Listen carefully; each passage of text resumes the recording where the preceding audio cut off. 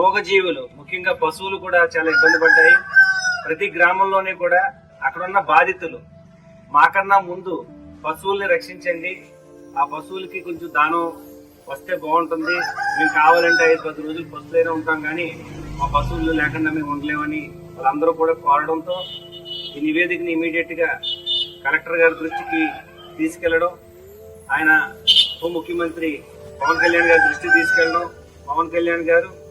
ముఖ్యమంత్రి చంద్రబాబు నాయుడు గారి దృష్టికి తీసుకెళ్లడం, అలాగే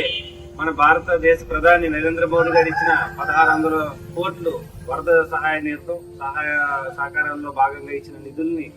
సద్వినియోగపరచుకోవడంలో భాగంగా ప్రజలు ఎవరైతే కోరుకున్నారో వాటిని ఆ దానాన్ని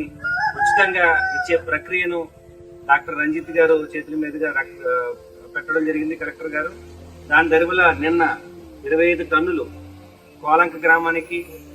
అలాగే ముంగుతుత్తు గ్రామానికి మరియు మాదాపురానికి నిన్న ఇవ్వడం జరిగింది. అలాగే ఈరోజు జౌనుపల్లి 10 టన్నులు, గోకువాడ 7 టన్నులు, రాపత్తి 8 టన్నుల్ని కూడా ఈరోజు అందజేయడం జరిగింది. ఇక్కడ ఈ ఊర్లో ఈ గ్రామంలో ఉన్న బీజేపీ కావచ్చు, టీడీపీ కావచ్చు, అలాగే జనసేన సంబంధించిన నాయకులు, కార్యకర్తలు, అలాగే ఈ గ్రామ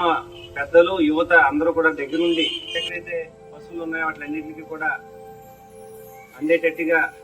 ఈ ఏర్పాట్లు చేసినందుకు ముఖ్యంగా డాక్టర్ రంజిత్ గారికి మీ అందరం కూడా కరతాళ జనంతో అభినందిస్తున్నాం.